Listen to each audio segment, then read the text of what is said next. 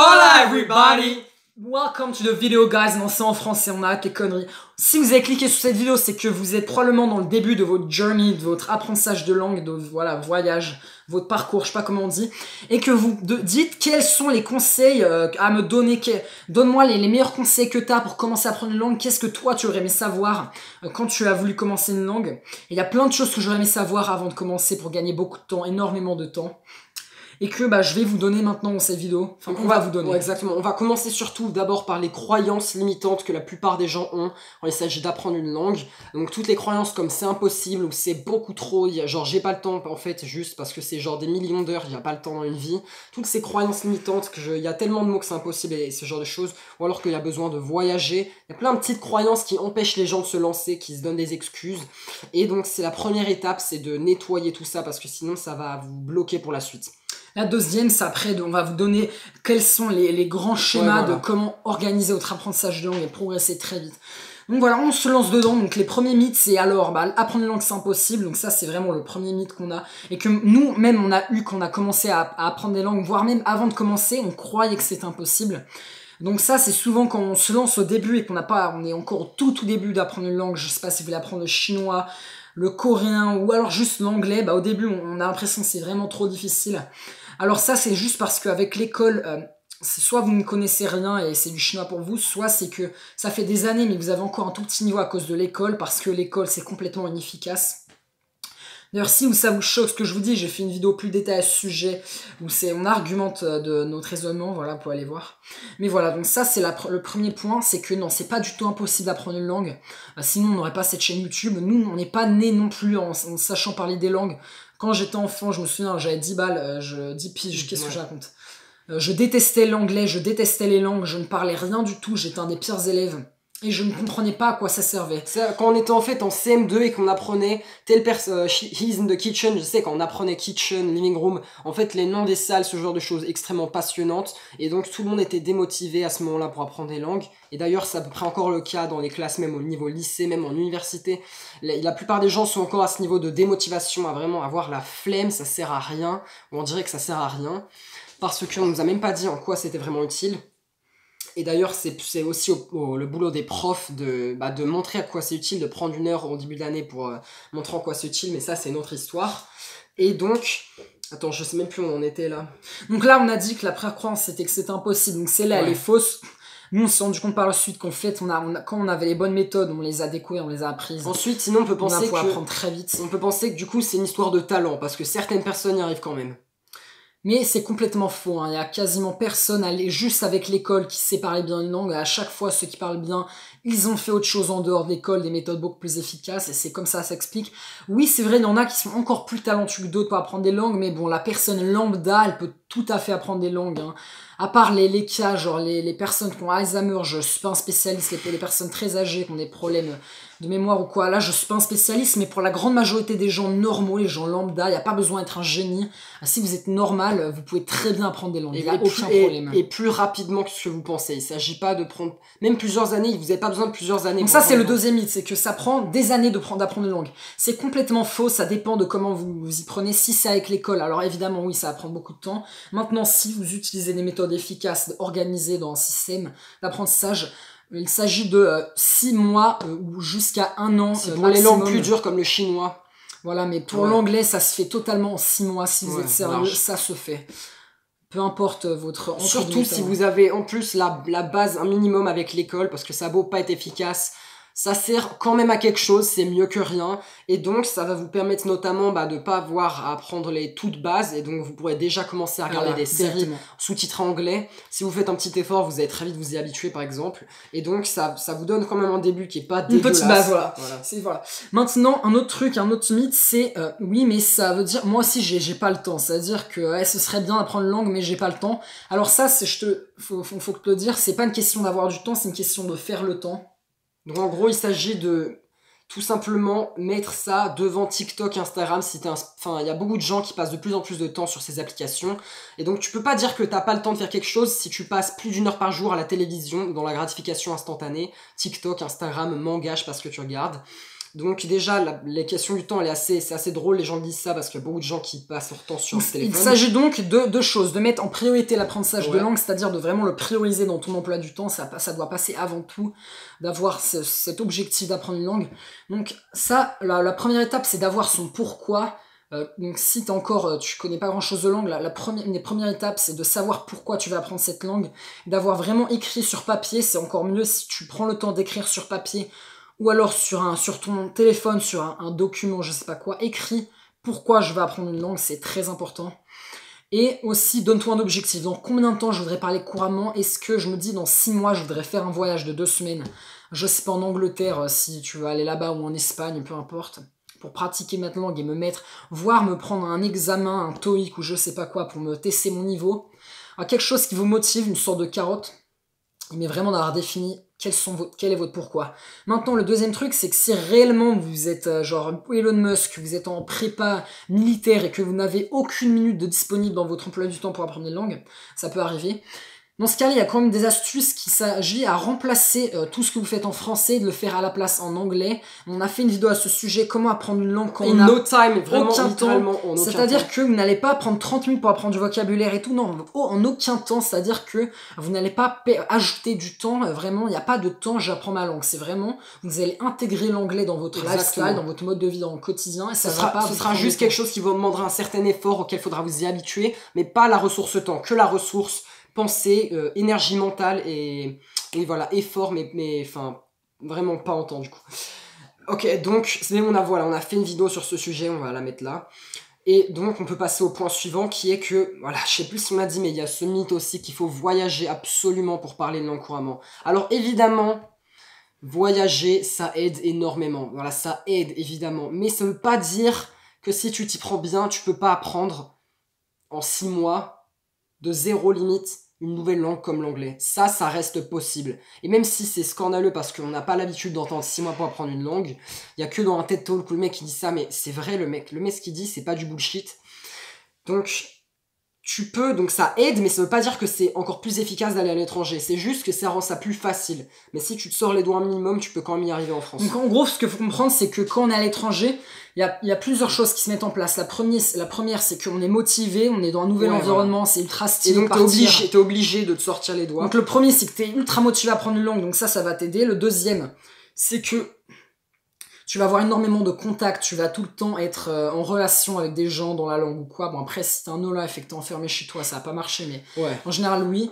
Un troisième, c'est que tu as des méthodes efficaces, donc le fait de tout le temps avoir des conversations, de pratiquer l'oral et tout avec des étrangers, c'est très efficace. Pour avoir des conversations quotidiennes qui sont finalement les plus utiles avec les mots les plus récurrents dedans, donc qui va te servir le plus, par exemple, dans un entretien d'embauche où tu vas devoir prouver ton niveau en anglais spontanément comme ça, donc ça va énormément t'aider. Et le dernier, c'est que tu es obligé, tu n'as même pas le choix de parler anglais si tu voyages, je sais pas, en Angleterre, c'est juste ça t'est imposé à toi, donc tu peux pas abandonner. Et donc c'est pour ça que magiquement les gens qui voyagent, c'est souvent les gens bilingues. Exactement. Mais c'est vraiment possible de devenir non pas bilingue, non, ça veut rien dire bilingue, mais parler couramment une langue sans voyager.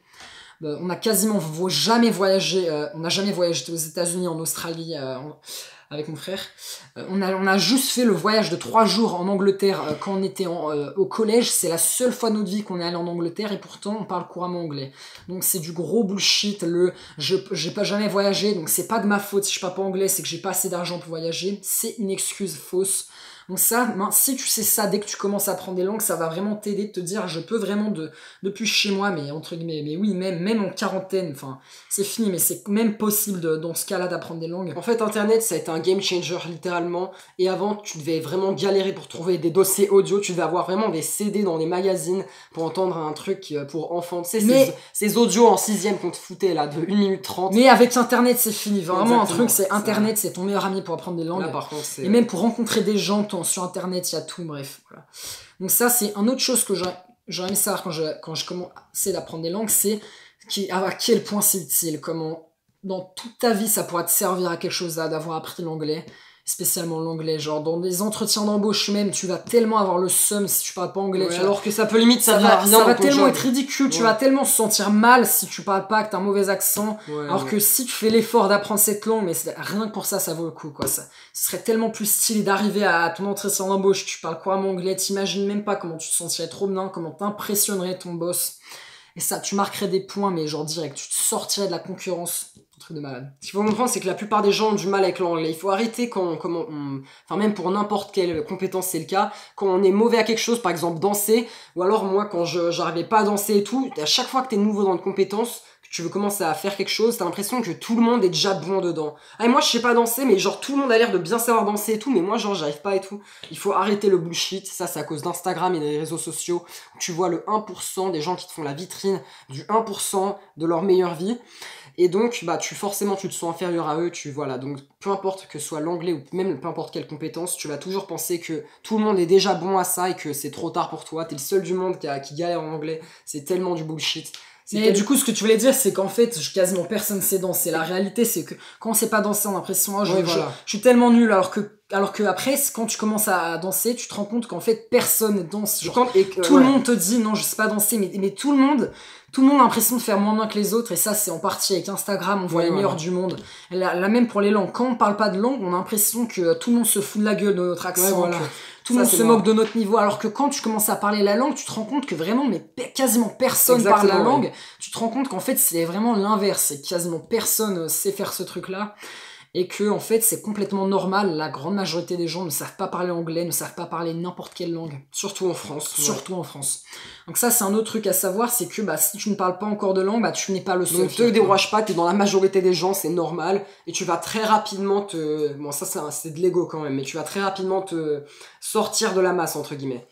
Voilà, donc maintenant, un autre truc que j'aimais ça quand j'ai commencé à apprendre des langues, c'est que c'est vraiment juste, c'est quelque chose que vous savez peut-être déjà, mais les séries Netflix, ça peut vraiment vous aider à vraiment commencer à apprendre des langues de manière facile. C'est vraiment un des meilleurs trucs à faire au début. C'est pour si vous avez déjà un minimum de base, donc avec les bases scolaires de l'anglais. Et surtout de mettre le plus vite possible les sous-titres en anglais. Parce qu'on est très tenté en général de mettre les sous-titres français, VOSTFR sur Netflix. Vraiment, on ne le recommande pas parce qu'au final, on sait tous qu'on finit par juste lire le français et qu'au final, on ne fait pas du tout attention à ce qu'ils disent. Donc, si vraiment vous avez vraiment la flemme et que vous avez toujours regardé la VF toute votre vie, regardez une saison en VOSTFR, ça va vous permettre de vous mettre dans le bain. Et puis après, faut vraiment se jeter dans le bain, quoi. Il s'agit directement, après une saison, mettre les sous-titres anglais. Et oui, je vous entends dire au fond, non mais désolé, je peux pas, je ne comprends rien quand je mets les sous-titres anglais. Ne vous inquiétez pas, après une saison, vous aurez progressé de manière incroyable. Vous ne reconnaîtrez plus votre niveau et vous pouvez regarder une deuxième fois la saison. Regardez une deuxième fois le premier épisode et vous serez choqué d'à quel point vous avez progressé en une saison, en 10 heures, à quel point vous avez progressé. Donc mettez-vous une habitude comme quoi chaque soir vous matez une série si vous êtes vraiment débutant dans la langue. Et ça va vraiment commencer à transformer votre niveau. Cette habitude elle est surtout pour ceux d'entre vous qui regardent déjà des séries, mais en VF. La team VF il y a encore beaucoup de gens qui regardent en VF en France du coup. Et donc juste passer, ça va même pas vous prendre du temps dans votre journée puisque ce sera déjà dans votre emploi du temps. Donc ça c'est plutôt... Arrêtez la VF, quoi, arrêtez ça. Ouais, voilà. Voilà, donc ça, on a déjà couvert la base. Hein, on a couvert surtout les croyances. Il y a aussi, donc on avait aussi cette impression qu'on était petit, donc si t'es peut-être extrêmement jeune, peut-être encore en école primaire ou en collège, t'as l'impression que t'apprends la langue pour faire plaisir à la prof. Et que la prof, c'est genre la même au lycée, à la dieu de la langue, c'est elle la boss du game, c'est elle la maître, elle a la connaissance, elle possède les connaissances de la langue et elle va te les transmettre comme si c'était maître Yoda, il va te transmettre ses connaissances. C'est du gros bullshit, mais c'est ridicule, mais en même temps c'est comme ça qu'on a l'impression que ça fonctionne. C'est elle la maître, elle c'est la boss du game, c'est la seule à parler la langue. C'est genre, bref, je me répète, mais c'est ça, c'est cette idée de... Alors, faut savoir que la prof, elle est là elle fait son travail, en fait, mais après, si vous ne parlez pas la langue, c'est pas son problème, quoi. En fait, vous n'apprenez pas la langue pour la prof, vous l'apprenez pour vous. La prof, c'est juste, elle est là pour faire son job, mais après, si vous ne parlez pas la langue, mais c'est votre problème, quoi. C'est votre vie, donc c'est à vous de prendre vos responsabilités et de vous dire, à quel point j'ai envie de savoir parler anglais ou espagnol ou peu importe. et à quel point c'est important pour moi. Il faut arrêter de voir l'anglais ou peu importe la langue comme une matière. Ça aussi c'est une croyance limitante, c'est que c'est une matière, après on veut passer le TOEIC ou quoi et on n'en a rien à faire, ça nous prend la tête. Alors que c'est juste, c'est dommage de limiter la langue à une matière parce que même ce mot ça donne envie de vomir, ça donne envie de jamais entendre parler d'anglais. Avec ce mindset, quand vous fait. Pensez à anglais, en fait il y a deux catégories de personnes. Il y a celles qui entendent anglais, ils entendent la corvée, madame je sais pas quoi, leur prof d'anglais qui leur a traumatisé, qui détestait ça, qui avait même pas un bon accent, ils se rappellent de leurs fiches de verbes irréguliers, ils pensent à anglais. Si vous pensez à anglais, vous pensez à tous vos cahiers que vous n'avez jamais ouverts, les heures, les milliers de mots de vocabulaire, les listes longues, des copies doubles que vous n'avez jamais apprises, et que vous trouvez ça inutile, vous avez jamais voulu l'apprendre, vous y mettre motivé, que vous avez toujours été le pire de votre classe, qui a un mauvais accent, et que ça vous rappelle tous ces mauvais souvenirs de collège-lycée. Alors si c'est ça que vous pensez quand vous pensez anglais, dans ce cas-là, oui, avec ce mindset, vous ne parlerez jamais anglais. Donc ça, c'est très clair. Maintenant, le bon mindset à adopter, c'est penser anglais, c'est penser New York, penser genre les séries TV, penser genre les influenceurs genre américains, penser genre le voyage Australie-Sydney, c'est penser avoir ces images en tête de voyage, la découverte du monde, l'aventure, de penser à devenir genre un peu maître de votre vie professionnelle, de devenir un peu le boss, le mec qui parle anglais, de devenir le mec donc complètement à l'aise avec ça, et de pouvoir communiquer avec n'importe qui dans le monde. Bref, appropriez-vous la langue. C'est le point commun de tous ceux qui réussissent, pas juste scolairement évidemment. Là, on parle pas de niveau scolaire, on parle du niveau B2, le niveau qui permet de parler couramment et toute la vie, de mémoriser à long terme votre vocabulaire et vos connaissances dans la langue. Et la connaissance dans la langue, c'est un peu un mot, ça sonne hyper mal, non, mais genre votre habilité à parler la langue. Aptitude, pardon. Et donc, bref, ça me semble évident, mais il faut vous approprier la langue. Si c'est vu comme une matière, vous allez jamais y arriver dedans. Donc, comment faire pour ça? Comme les séries, ça marche très bien. Non, si vous avez une série qui vous inspire, genre regardez ça paraît con, mais même les images de New York, ça vous inspire, genre immergez-vous dans la culture américaine, regardez du hip-hop, des breakdancers, je sais pas. S'il y a un truc qui vous kiffe que vous kiffez dans la culture, mettez-vous à fond dedans et faites une association de votre cerveau entre ce que vous kiffez dans la culture et la langue, et oubliez votre prof de 58 ans qui démoralise, qui tape sur les doigts des élèves comme ça, qui a même un accent hyper français, ça me dégoûte. Mais faites une distance entre votre image mentale de l'anglais et de vos traumas scolaires. Ok, on est bon pour ce point. Ok, donc là, je crois que ça fait 17 minutes, la vidéo est devenue ultra longue, donc on a fait à peu près le tour de la base, hein. Pour se lancer les séries, c'est un très bon début. Et c'est vraiment changer ce mindset, s'approprier la langue et vraiment être inspiré. Donc, et voilà, donc là, vous avez la grande base aussi. Si vous êtes tout nouveau dans l'apprentissage de langue et que vous avez ce que j'aurais aimé savoir, oui, le vocabulaire n'est pas tellement important que ça. Faut pas juste se focus sur des listes de vocabulaire comme ça, des mots tout seuls, inutiles.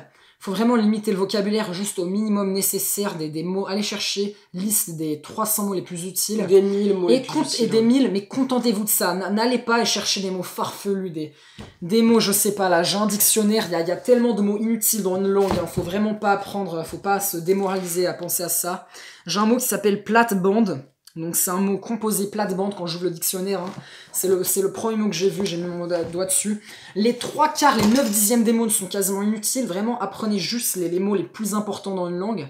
L'anglais ou n'importe quelle autre langue. Donc pourquoi on dit ça? Parce qu'à l'école, on fait l'erreur d'apprendre les animaux, autruche, girafe, rhinocéros, dictature, tu sais, les mots politiques que toi tu vas jamais utiliser. Il y a beaucoup trop de mots, du gros bullshit, parce qu'ils veulent t'éduquer entre guillemets en même temps qu'ils t'enseignent l'anglais, mais au final, en voulant faire les deux, évidemment ils font ni l'un ni l'autre, et ils te dégoûtent à vie de l'anglais quasiment. Et donc, ce qu'on te conseille, c'est de te focus sur les 1000 mots les plus importants, parce qu'ils représentent 80% de l'apparition des mots dans un texte random. En gros, tu prends un texte random, 80% des mots sont dans la liste des 1000 les plus fréquents dans la langue. Donc voilà, c'est concentrez-vous sur l'essentiel, et si vous n'avez pas trop de motivation, juste les séries, mettez les séries en VO et ça va vous motiver. Écoutez de la musique en anglais si vous n'êtes pas motivé, ça va vraiment vous aider, ça peut vous déterrer. Si vous avez un artiste genre Eminem que vous kiffez en anglais, mais écoutez ça, c'est une des meilleures idées pour vous donner la motivation. Et voilà, je crois on a à peu près couvert les bases. Aussi, on peut dire évidemment, mais mettez votre téléphone en anglais. On a fait une vidéo sur comment apprendre une langue sans utiliser de temps, il y a tellement de moyens. Donc mettez votre téléphone, votre ordinateur, vos paramètres Google, amusez-vous, mais c'est vraiment kiffant à faire, c'est comme un jeu vidéo. Optimisez tout, si vous êtes un peu des geeks, vous aimez les jeux vidéo comme Clash Clan, les jeux où il faut optimiser les choses, bah optimisez votre vie, améliorez votre vie d'un cran, vraiment c'est vraiment genre c'est tellement free, c'est tellement gratuit, c'est hyper kiffant à faire, donc mettez tout en anglais, en espagnol, je m'en fiche, la langue que vous apprenez. Et vous step up dans le game, rien, genre en bam, un clic et c'est fini.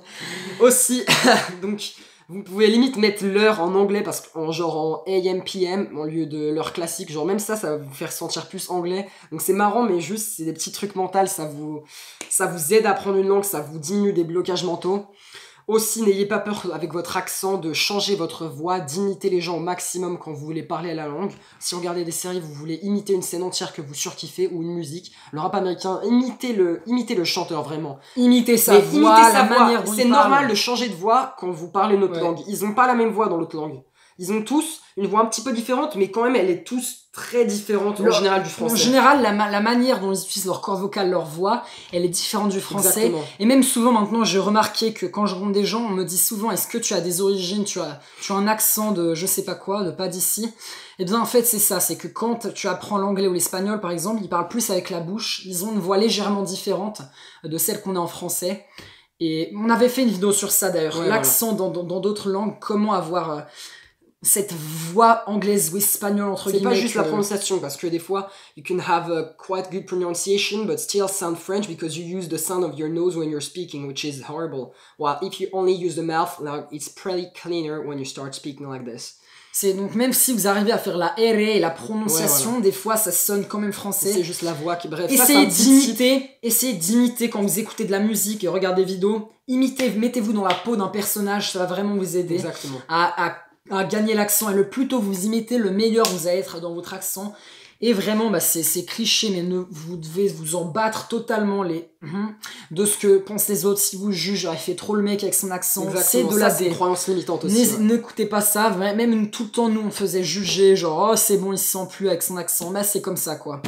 On juge, on est en France, on est tellement jaloux quand les gens ont un bon accent, quoi, on se met à les juger. On sait comme ça. Après, on s'étonne d'avoir un accent moisi. Voilà, donc ça c'est le truc. Un autre point, c'est... Je sais plus ce que on a dit de mettre tout en anglais, donc... Ah oui, aussi, quand vous utilisez vos réseaux sociaux, c'est pas que Google et votre téléphone, les paramètres, mettez vos réseaux sociaux. Donc si vous avez le malheur, entre guillemets, d'avoir Instagram, parce que c'est vraiment une application toxique, mais c'est pas le sujet de la chaîne, eh bien mettez-le quand même en anglais ou en espagnol, mettez-le dans votre langue, mettez-vous bien, suivez les influenceurs dans cette langue, ce sera moins toxique au moins l'application. Ça vous aidera dans une autre partie de votre vie. Aussi, donc voilà, tous vos réseaux sociaux et surtout YouTube, ça fait tellement de contenu, tellement d'heures accumulées sur l'année que vous aurez dans la langue. Au passage, si vous demandez pourquoi du coup on fait pas nos vidéos en anglais, alors qu'on dit de regarder des vidéos en anglais, eh bien après la grande partie des gens qui nous regardent, ce ne sont pas des Français natifs, donc vous reconnaissez sûrement parce qu'on a beaucoup de gens, enfin anglais, espagnols qui regardent nos vidéos pour apprendre le français. Mais si vous êtes français et que vous regardez nos vidéos, eh bien ça vous donne quand même la base de comment apprendre une langue. Mais vous pouvez aussi, pourquoi pas, checker les vieilles vidéos qu'on avait fait sur cette chaîne qui étaient en anglais. Donc attendez-vous à ce que ce soit de la mauvaise qualité quand même parce que ça date de ouf.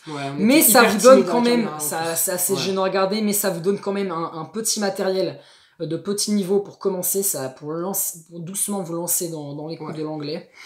Et donc voilà, c'est gratuit. Donc il y a aussi plein de chaînes qu'on peut recommander comme Ikena, commencez par Ikena, I-K-E-2-N-A, donc c'est une chaîne qui donne des conseils comme on fait sur notre chaîne, dont on s'inspire très clairement, on va pas se mytho, mais il faut ramener les conseils anglo-saxons au monde français, c'est normal qu'on utilise leurs conseils, parce que, bien tout simplement, qu'est-ce qui marche là-bas, il n'y a pas encore de chaîne qui existe vraiment dans le monde français, ou en tout cas pas de chaîne qui ressemble à la nôtre, c'est plus des chaînes qui parlent je sais pas comment expliquer, mais plus aux adultes qui veulent apprendre une langue comme ça, mais c'est pas vraiment le public jeune. C'est un peu plus dans le délire intellectuel, universitaire, à l'écrit, académique, c'est pas trop comment vraiment parler la langue. Ouais, exactement.